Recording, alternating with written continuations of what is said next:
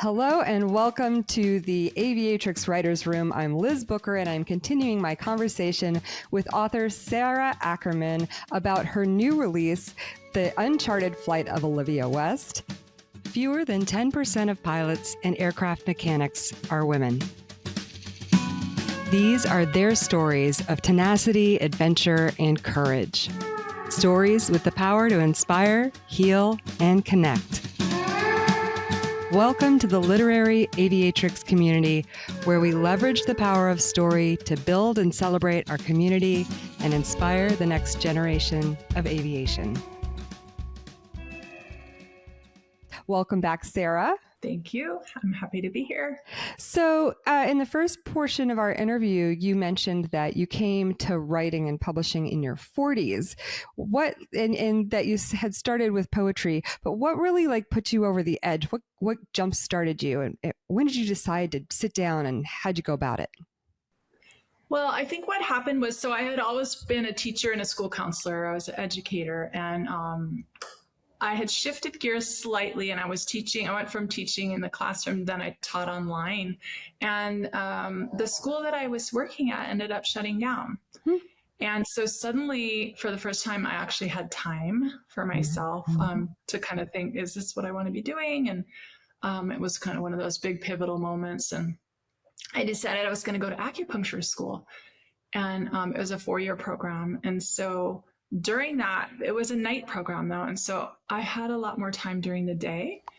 And I don't know exactly. I think I had kind of done this whole little program, or was a book that was like how to change your life kind of thing. And then that motivated me to just start writing. And I have 3 unpublished novels before my first published book. And I was going to writers' conferences and just writing a lot, reading books on writing. And then my 4th book got me an agent. Wow. So you wrote 4 novels before you were able to nail down an agent. Yeah. And I had, for that one that got me the agent, I had sent it out a bit, not getting any bites. And then I hired a freelance editor and she helped me just take it up a notch. Yeah. So. And that was the thing that put you over the edge, you think? So what was that process for you? How did you find your agent? Just through regular old querying. Yeah. I had sent out hundreds in my previous 3 books. And I had met a couple agents at writers' conferences, but nothing ever came from that.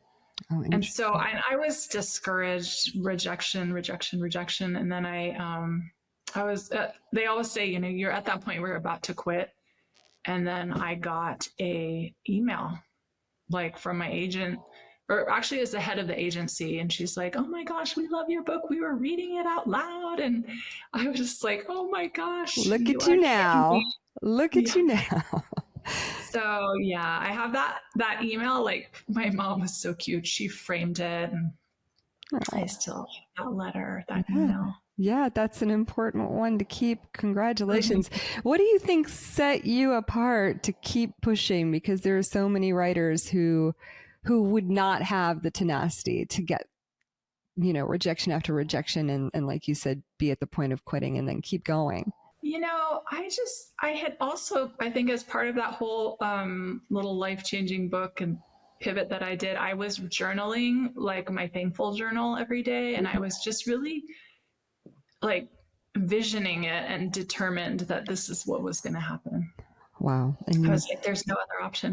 It has to happen at some point. You made your dreams come true. That's amazing. And so, okay, so you made your dreams come true. How has it changed your life? It's been incredible. I mean, it's that first book when you hold it in your hands, it feels very surreal and very exciting. But it's quite a roller coaster. It's definitely a roller coaster.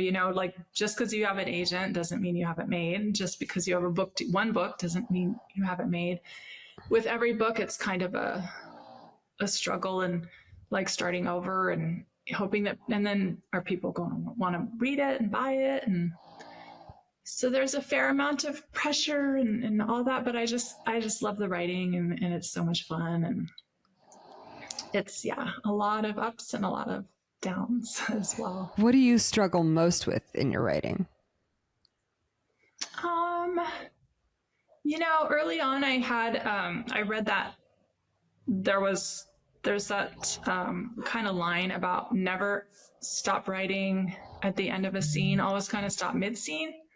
And that totally has saved me from writer's block because you always have a point to jump in when you start the next day. So I wouldn't say writer's block. I think it's just, the discipline of just sitting down and writing every day. I wouldn't say I struggle with it, but you have to really stay on top of yourself to manage your time. Yeah, I love that you include on your website just a little blurb about your process and how you go about things. And I saw that you like to write about 700 to 1,000 words, and that it takes 3 to 4 months for you to finish a manuscript. Those are all really interesting to hear from, a working author who has published as many books as you have, to understand sort of what that process looks like for somebody who is very consistent and disciplined about it. Yeah. So thank you for putting that out there. With this one, I'm like 900 words a day, and then 500 like weekdays, and then 500 on the weekend, words. Oh yeah. That's have a little more of a break. Yeah. And do you write linearly, like through the story, or do you hop around? Are you a plotter or a pantser? What do you do? In the beginning, I was a total pantser, just like, oh, I'm going to write this. And then it becomes hard later on when you encounter things that you realize, oh no, how am I going to work through this? Yeah. And then with a publisher, you kind of really need to plot it out for them. You have to turn in that like 10-page synopsis but knowing that it can change, and they know it can change, so you don't have to stick to it. But I found it really helps. And new things always arise anyway, and you're surprised yourself. But so yeah, I've become a plotter. And then with the dual timeline, I write the first storyline first, because I know some authors say they'll kind of write one and they'll switch. Yeah. But I'm like, well, I need to know what happens in that whole storyline before I can write a later storyline. I feel like I would need to be that way too. Yeah, I think Kate Quinn was one who she like writes it as she goes, but yeah, I would need to have a clear picture of what was going on. Yeah, that's really interesting. So, what's your relationship like when you have a finished manuscript? How do you know it's finished? First of all, like when do you know it's time to send it off to your agent? And is your agent a developmental, like, right? Does she help you with the writing, or yeah? I think, it's because with a deadline, I'm like, it has to be good enough now, Right. But so once I finish it, then I put it aside. I would like to put it aside for longer, but I have to, get it in. So I put it aside for maybe a weekend or something. Then I read through it and realize it's not the greatest book ever written, and it needs a lot of work. And so I'll just kind of fixing like sentences and, making things sound smoother. And then I'll turn it in my agent, who is really a great editor as well. She gives me just a lot of really good feedback on bigger picture story ideas, and then probably work on it for a few weeks, 2 or 3 weeks. I mean, I'd like to have longer, but I don't. And then I give it to my editor, who I have a new editor. So I had the first editor for 5 books, and then Olivia West, a new editor, because my editor left. And, so it's different. It's just getting used to a new editor. She's great as well. And then a few back and forth. So I'll send it to her, a month or month and a half, and then send it to her. And then I just got back edits last night. So have you ever run into a place where the editor thinks one thing or your agent thinks one thing and you think another? And do you feel like you want to dig in on it? Like, how do you navigate those moments? Sometimes there's usually things, 1 or 2, nothing major usually, and we're usually always able to work through it. I just know they always make the book so much better. They make it so much better. They really push you, and they also give you suggestions, because sometimes I'm like, well, I know I want to get to this point, but I don't know what to do. You're so close to it, you can't tell. And they're like, oh, put this here, or you need to add more of this. And it's so much better after they get a hold of it. So what's the one piece of advice that you wish you'd gotten when you were starting out? Gosh. I don't know, honestly. That's a hard one. I feel like you just have to kind of go through the process on your own and figure out what works for you. You know, I had all this advice, all these books, and it's a process, and it's not a fast, you can't expect it to happen overnight. You know, I mean, it took me, I think 5 years of writing before I got an agent.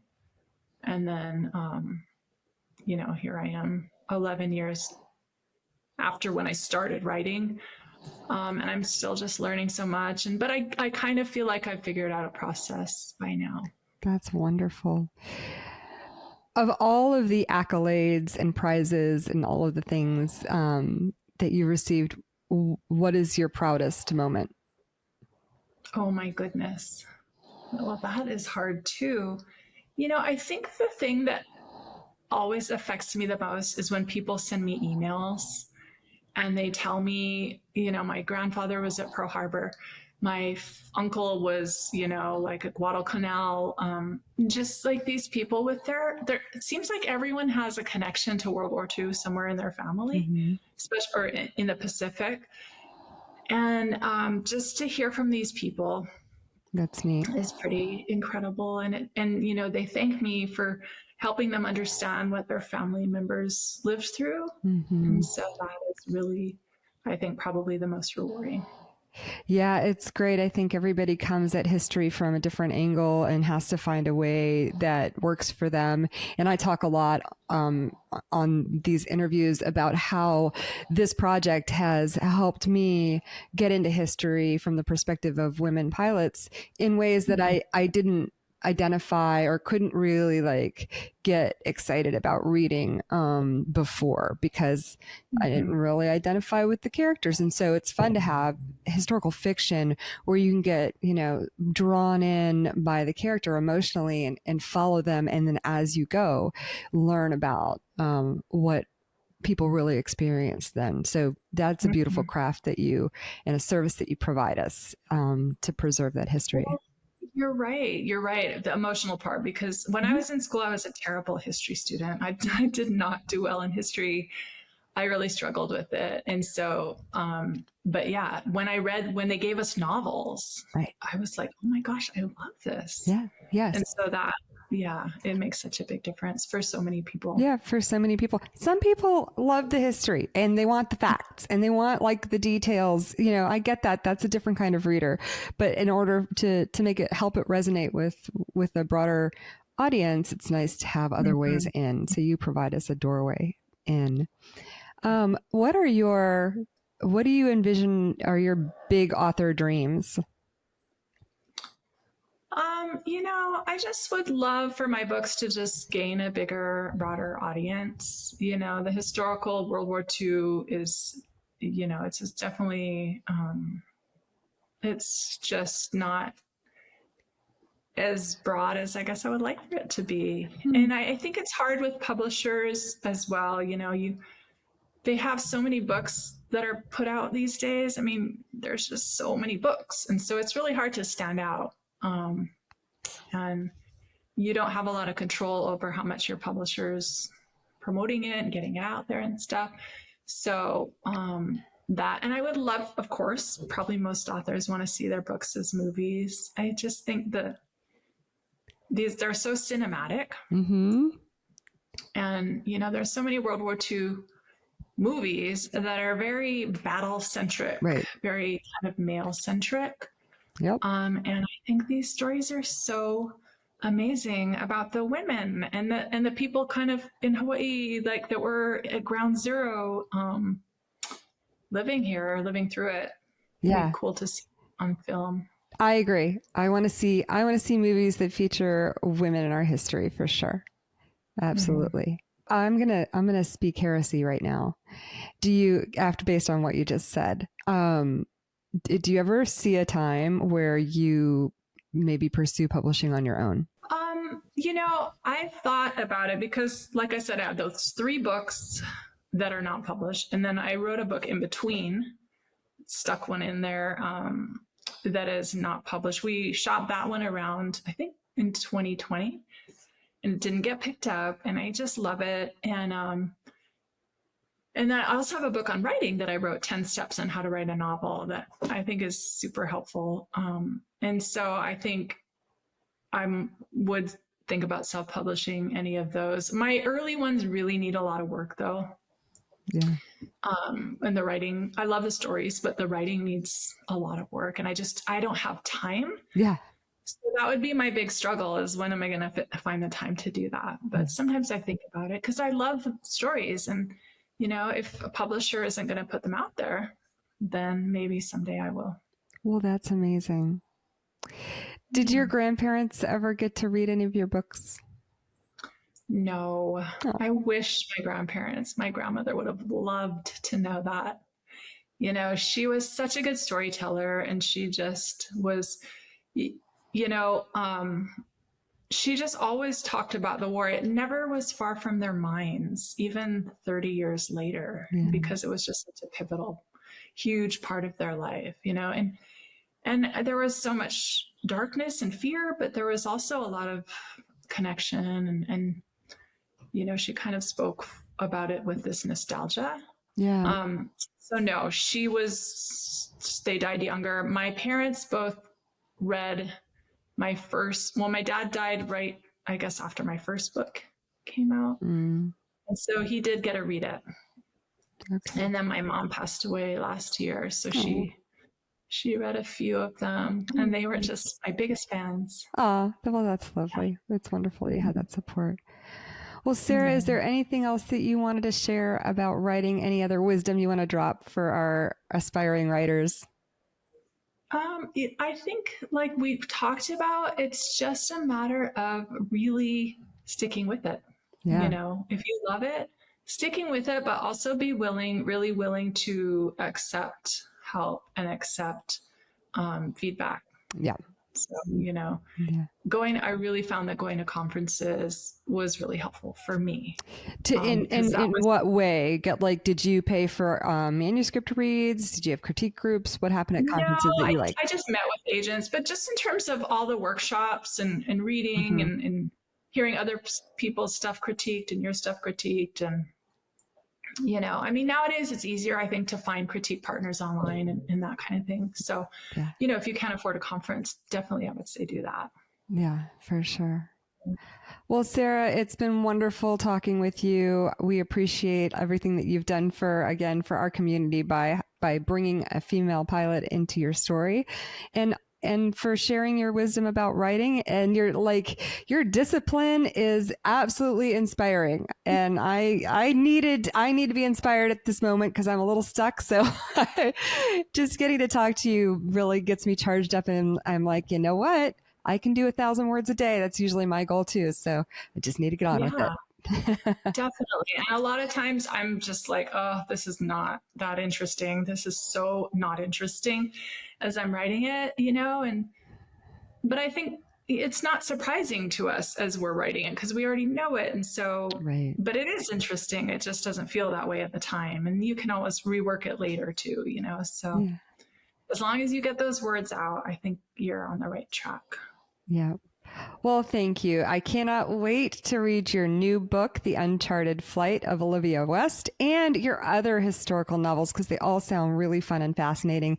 And I look forward to your next works that come out. Sara, where can we find you? Just remind us here in the Writers Room. So on Instagram, that's probably I'm most active there, Sara Ackerman Books, and Facebook, Ackerman Books. And then my website is ackermanbooksaswell.com. Well, great. All the best with the book launch. Thank you so much. It was great talking to you. Thanks so much for listening. I'd like to thank Michael Wilds of Massive and Crew for his support of all things literary aviatrix, and for his support of several of our authors with various services tailored to their needs. Massive and Crew is empowering voices, building brands, and shaping cultures. If you need any assistance in your author needs, I highly recommend his support.